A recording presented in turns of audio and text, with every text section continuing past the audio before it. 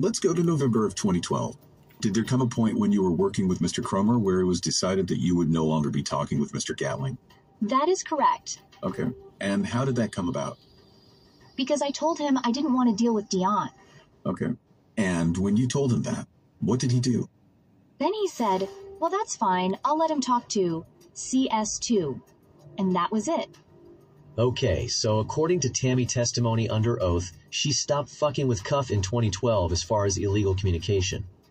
So after 2012, Tammy no longer talked to Cuff about drugs of any kind. No pills, no perks, no heroin, no cocaine, no nothing. This is important because Cuffy tells a story that Meech and Tammy set him up in 2013. But that doesn't line up with Tammy's testimony under oath. If Tammy was lying, during cross-examination, Cuffy's lawyer could have jammed Tammy up and she would have went to jail for perjury, lying on the stand. Just because you're an informant, that doesn't give you the right to lie under oath.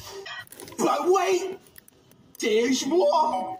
They gave her $250,000 to set me up, man, to do this. The lie detector determined that was a lie. Oh! Yep, here goes Cuff lying again. According to the paperwork, Tammy was paid $2,500 a month, which was a stipend from the Atlanta DEA for being an informant.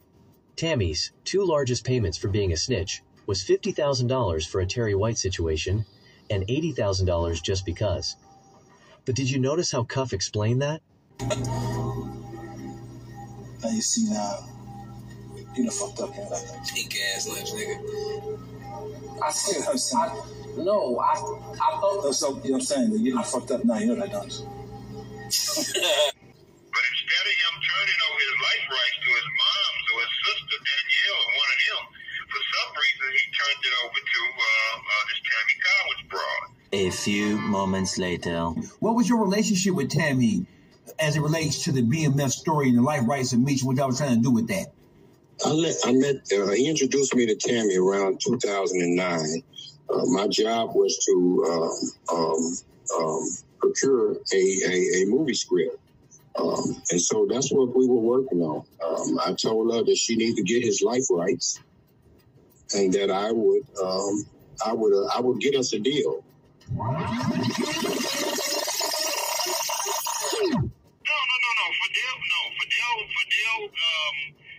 Fidel and two or three other Mexicans got caught with 97 kilos of cocaine at a truck stop.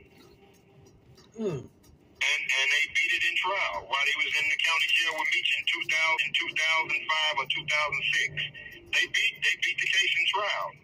I click in to inform her about the movie, the progress that me and Louis Burrell, my man out of Oakland, was making on getting a budget. And when she clicked over, and all this is in court documents, she clicked over and told the feds, hey, wait up, there's Cuff on the other end. And when they heard Cuff, they lost their mind. A few moments later. All right, no doubt about it. It's really simple, Sean. In early 2013, Meech called me and told me, yo, homie, I got some good people. You know what I mean? Got some good people, got some good numbers. I can't rap right now. Tammy gonna hit you in a minute. Why you always lying? But before that, the nigga Meech sent another Mexican at me that was a government informant, confidential source. I didn't know that the nigga was bad, but when I meet him, he rubbed me the wrong way. You feel me? But come 2018, when we get the discovery, I find out that he was an agent, and that a confidential source had introduced us to. Who introduced me to him? Nobody, nothing other than Big Meech. DEA agent Keith Cromer, who she was having a illicit sexual relationship with, which killed their case, which killed his time cut. Or truth. According to the paperwork, Agent Keith Cromer describes Cuffy as the broke motherfucker with 3 bodies in the trunk.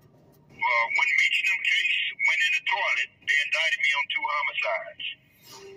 They panicked and they indicted me on 2 homicides based on my co-defendant statements.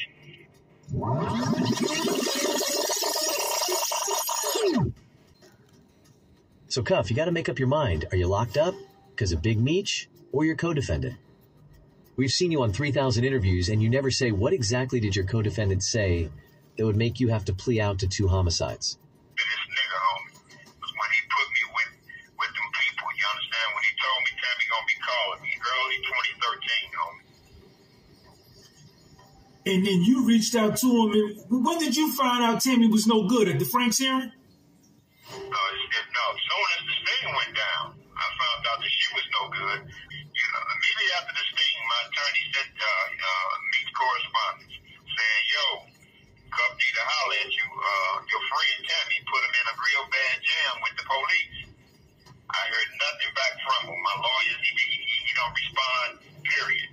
A few moments later. And I knew that Meech could come forward and kill the whole conspiracy.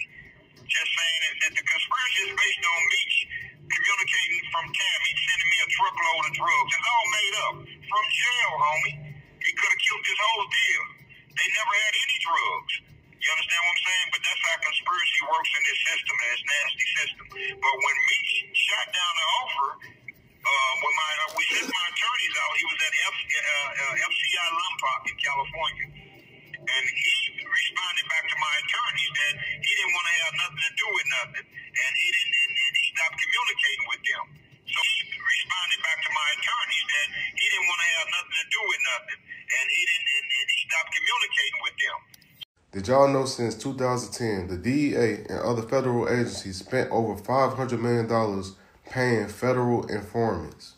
And they had over 18,000 confidential informants on payroll.